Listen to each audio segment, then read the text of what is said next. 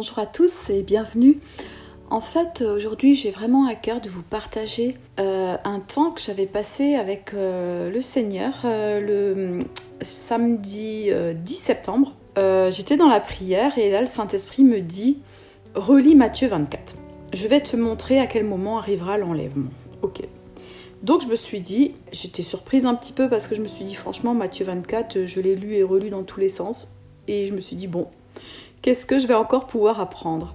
Et je me suis exécutée, j'ai lu Matthieu 24. Et voilà le passage où le Saint-Esprit m'a stoppée pour que je puisse comprendre des choses que je n'avais encore pas compris jusque-là. Alors Matthieu 24, au verset 27, on lit. En effet, tout comme l'éclair part de l'est et apparaît jusqu'à l'ouest, ainsi sera le retour du Fils de l'homme. Là où sera le cadavre, là se rassembleront les vautours. Aussitôt après ces jours de détresse, le soleil s'obscurcira, la lune ne donnera plus sa lumière, les étoiles tomberont du ciel et les puissances célestes seront ébranlées. Alors, le signe du Fils de l'homme apparaîtra dans le ciel. Tous les peuples de la terre se lamenteront et ils verront le Fils de l'homme venir sur les nuées du ciel avec beaucoup de puissance et de gloire. Il enverra ses anges avec la trompette retentissante et ils rassembleront ceux qu'il a choisis des quatre coins du monde, d'une extrémité du ciel à l'autre. Donc en fait, on va prendre par petits morceaux. Donc c'est Matthieu 24, du verset 27 au verset 31. Voilà, donc je reprends le verset 27. Car comme l'éclair part de l'Orient et se montre jusqu'en Occident, ainsi sera l'avènement du Fils de l'homme. Par rapport à ce verset, moi, en fait, j'ai compris à ce moment-là que le Saint-Esprit me disait que l'enlèvement, c'est là. C'est ce moment-là. Que l'enlèvement, ce sera comme un éclair qui sera vu par tous les habitants de la terre. Alors, c'est quoi un éclair ? C'est une lumière très intense, brève, et qui se passera en une fraction de seconde et ce sera quelque chose que tout le monde remarquera. Alors, je me suis mise à chercher quels sont les autres passages qui parlent d'un éclair. Et on peut voir un des passages qui est vraiment intéressant qui parle de l'éclair, c'est Matthieu 28 au verset 3. Ça parle de Jésus. Son aspect était comme l'éclair et son vêtement blanc comme la neige. Et puis, j'ai aussi découvert Job 37 au verset 1 jusqu'au verset 5. Mon cœur est tout tremblant, il bondit hors de sa place. Écoutez le frémissement de sa voix, le grondement qui sort de sa bouche. Il le fait rouler dans toute l'étendue des cieux et son éclair brille jusqu'aux extrémités de la terre. Donc remarquez, là c'est un petit peu le même genre de verset. Puis au verset 4, puis éclate un rugissement. Il tonne de sa voix majestueuse. Il ne retient plus l'éclair dès que sa voix retentit. Donc là, il parle de Dieu, Dieu qui ne retient plus l'éclair dès que sa voix retentit. C'est merveilleux, quoi. Il ne retient pas le Fils de l'homme dès que sa voix, elle parle et elle dit « ça y est, c'est le départ, tu peux aller chercher l'épouse ». Le verset 5, « Dieu tonne avec sa voix d'une manière merveilleuse. Il fait de grandes choses que nous ne comprenons pas. » Et pour moi, ça renvoie à ce qu'il va faire lors de ce moment, de cet éclair qui va passer, de ce son du chauffard. Ça va être le moment où il va transformer nos corps en des corps glorieux. Et c'est ça les grandes choses que Dieu fait et que nous ne comprenons pas. Donc on voit très bien que dans ce verset, moi, ça me fait vraiment penser que Jésus il va faire une première apparition qui sera très brève, le temps d'un éclair, et qui correspondra au moment de la résurrection des morts, qui se fera comme un clin d'œil, comme le dit Paul dans 1 Corinthiens 15 au verset 51 et 52. Il y a la résurrection des morts, puis la transformation des vivants. Donc, quand Paul parle dans 1 Corinthiens 15 au verset 51 et 52, il dit « Voici, je vous dis un mystère, nous ne mourrons pas tous, mais tous nous serons changés, en un instant, en un clin d'œil à la dernière trompette. » Ensuite, on continue de lire Matthieu 24, le verset 28. En quelque lieu que soit le cadavre, là s'assembleront les aigles. Alors certains parlent des vautours, certaines traductions s'écrivent vautours, d'autres aigles. Voilà, alors ça c'est vraiment un verset qui m'a toujours intriguée. Je ne sais pas ce que vous en avez compris, mais moi j'ai toujours laissé de côté, ça m'intriguait et en même temps je trouvais ce côté vautour un peu macabre par rapport au cadavre, enfin voilà, je trouvais ça très très macabre. Et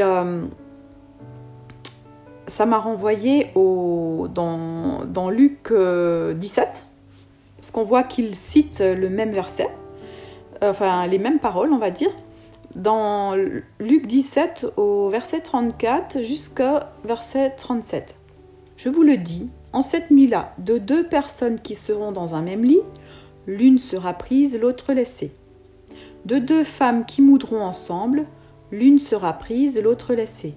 De 2 hommes qui seront dans un champ, l'un sera pris et l'autre laissé. Les disciples lui dirent : « Où sera, Seigneur ? » Et il répondit : « Où sera le corps ? Là s'assembleront les vautours. » Alors là, je trouve ça intéressant parce qu'on voit vraiment que cette phrase, elle nous est renvoyée, elle est en lien direct avec l'enlèvement.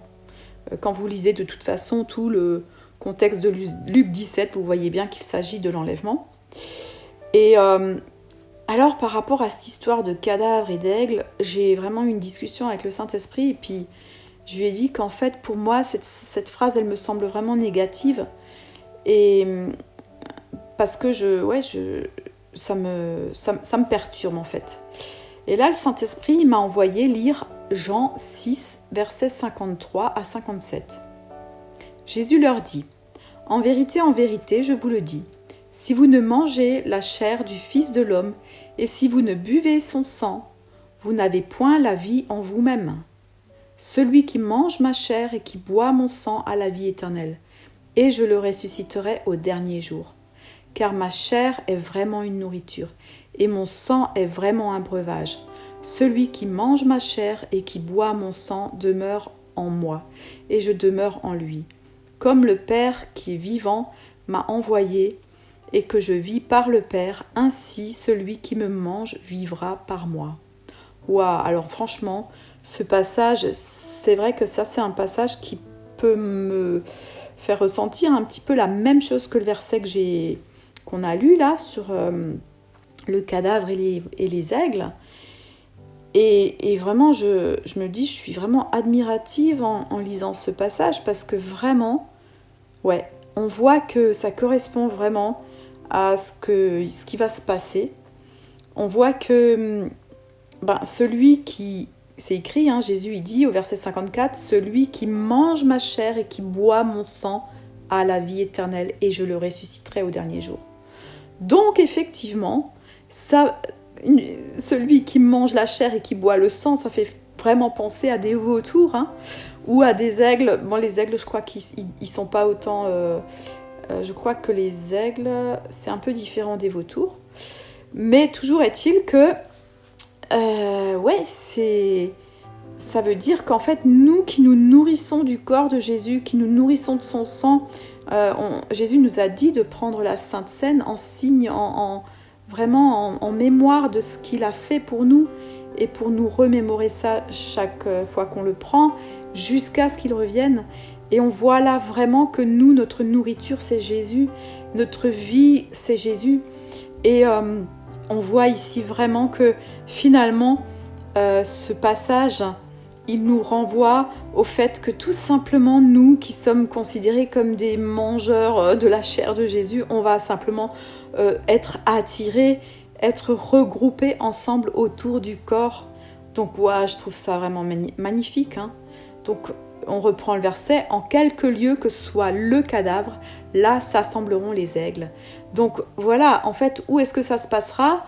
Les disciples demandent à Jésus, mais où est-ce que ça se passera ? Eh bien, là où il y aura le cadavre, s'assembleront les aigles. Ça veut dire tous ceux qui sont les enfants, les disciples de Jésus, on va dire les enfants de Dieu, ceux qui connaissent Jésus, ils seront attirés par lui et ils iront vers lui tout simplement. Alors, on voit aussi, il y a un autre passage dans Job 39 qui nous parle aussi des aigles, au verset 27 jusqu'au verset 30. Est-ce par ton ordre que l'aigle s'élève et qu'il place son nid sur les hauteurs ?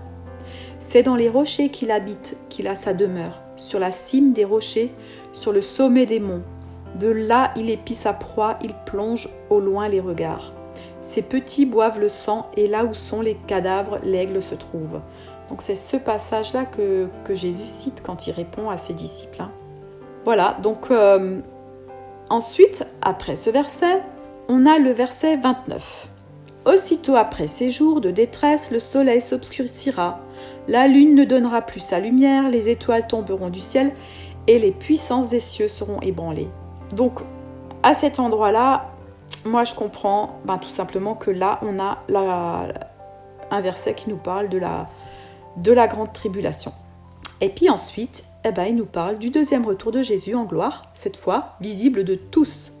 Au verset 30, « Alors le signe du Fils de l'homme paraîtra dans le ciel, toutes les tribus de la terre se lamenteront, et elles verront le Fils de l'homme venant sur les nuées du ciel avec puissance et une grande gloire. Il enverra ses anges avec la trompette retentissante, et ils rassembleront ses élus des quatre vents, depuis une extrémité des cieux jusqu'à l'autre. » Voilà, là il y aura le grand rassemblement avec Jésus qui revient sur la terre. Ça nous fait vraiment penser à Apocalypse 19, au chapitre 19 et au verset 11. « Puis je vis le ciel ouvert, et voici parut un cheval blanc. Celui qui le montait s'appelle fidèle et véritable, et il juge et combat avec justice. Les armées qui sont dans le ciel le suivaient sur des chevaux blancs, revêtus d'un fin lin blanc pur. » Donc voilà, on voit que ce que Matthieu partage là au chapitre 24, quand on reprend les choses dans Luc, Luc ne l'écrit pas de la même façon.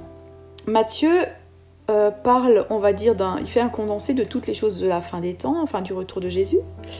Et Luc, en fait, lui, il parle du retour de Jésus en gloire au chapitre 21. Mais dans le chapitre 17, il répond à la question des pharisiens qui lui demandent, on va le lire, donc en Luc 17 au verset 20. Les pharisiens demandèrent à Jésus, « Quand viendrait le royaume de Dieu ?» Il leur répondit, « Le royaume de Dieu ne vient pas de manière à frapper les regards. On ne dira point « il est ici » ou « il est là ». Car voici, le royaume de Dieu est au milieu de vous. Moi, ce que je comprends ici, c'est que premièrement, Jésus il leur dit qu'il est là, qu'il représente déjà le royaume. Et deuxièmement, au milieu de vous, c'est aussi en fait le royaume, il vient d'abord à l'intérieur de nous. C'est là que le royaume vient prendre sa place dans nos corps, dans les temples que nous sommes, à l'intérieur de nous, et donc ce ne sera pas visible aux yeux de tous. Et donc il va jusqu'au bout dans tout ce qu'il dit après, parce qu'il va expliquer aux disciples. Donc on va continuer la lecture en Luc 17 au verset 24. « Car comme l'éclair resplendit et brille d'une extrémité du ciel à l'autre, ainsi sera le Fils de l'homme en son jour. » Donc il reprend là le même verset qu'on a vu dans Matthieu 24 au verset 27. Et puis après ça, il nous parle du temps de Noé et de Lot. 26 donc. « Ce qui arriva du temps de Noé arrivera de même au jour du Fils de l'homme. Les hommes mangeaient, buvaient, se mariaient et mariaient leurs enfants, jusqu'au jour où Noé entra dans l'arche. Le déluge vint et les fit tous périr.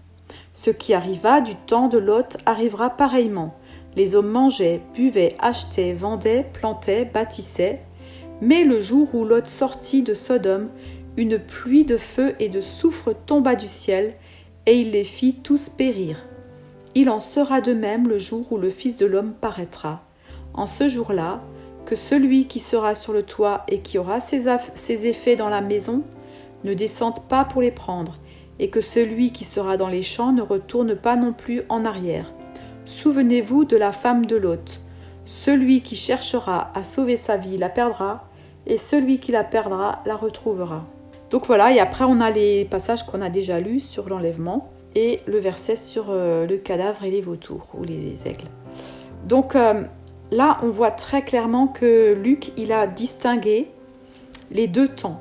Il a distingué le moment du retour de Jésus en gloire que tout le monde verra et le temps de l'enlèvement, tout simplement, qui va, on va dire, arriver d'une façon très soudaine, où le monde sera tout à fait en train de vivre normalement, on va dire, et tout à coup, ce temps de l'enlèvement va venir ébranler, secouer le monde, on va dire. Donc on le voit vraiment très très clairement. Et donc dans Matthieu 24, du verset 27 au verset 31, c'est la première fois, on va dire, en lisant ce passage, que j'ai réalisé que c'est vraiment un endroit précis où Jésus montre qu'il vient en 2 temps. On voit l'éclair, donc un bref instant où il se passera l'enlèvement. On voit le temps de la tribulation et on voit le retour de Jésus en gloire. Voilà.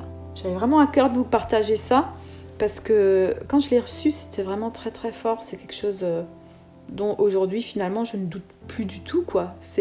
Quand c'est le Saint-Esprit comme ça qui me dirige, qui me conduit dans une méditation, je suis vraiment en admiration et je suis dans la reconnaissance parce que c'est vraiment des choses qui viennent directement de lui et que moi je suis absolument dans l'incapacité de faire de moi-même, c'est pas possible. Voilà. On va peut-être prendre un temps encore là, juste quelques minutes pour prier ou quelques secondes. Voilà, en tout cas, merci Seigneur pour ta parole. Elle est tellement extraordinaire. Ta parole, en fait, je trouve que c'est un trésor qui n'a pas de fond, un trésor inépuisable. Et je te remercie vraiment, Seigneur, parce que tu as envoyé le Saint-Esprit pour que nous puissions recevoir toutes ces révélations profondes. Je te remercie parce que tu l'avais dit, que c'est le Saint-Esprit qui nous enseignera. Et c'est comme ça que ça se passe. Et Seigneur, je suis tellement reconnaissante. J'ai tellement de joie à comprendre ta parole.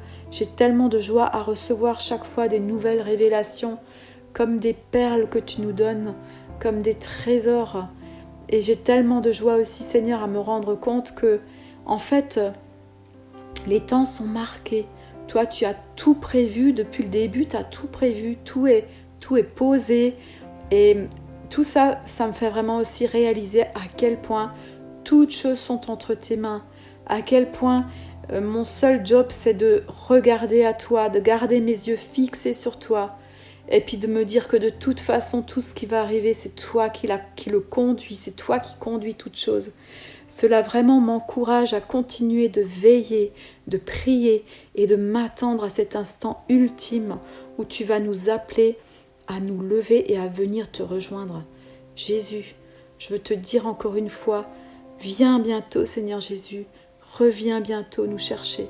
Maranatha, Maranatha, merci Seigneur pour tes plans, tes projets qui sont parfaits. Et je te prie, viens toucher encore le cœur de tous ceux qui nous entourent, qui ne comprennent peut-être pas encore et que vraiment tu puisses venir réveiller chacun, que chacun puisse se tenir prêt dans la paix et dans la joie de ce que tu vas faire. Merci Jésus. Maranatha. Amen. Voilà, soyez bénis.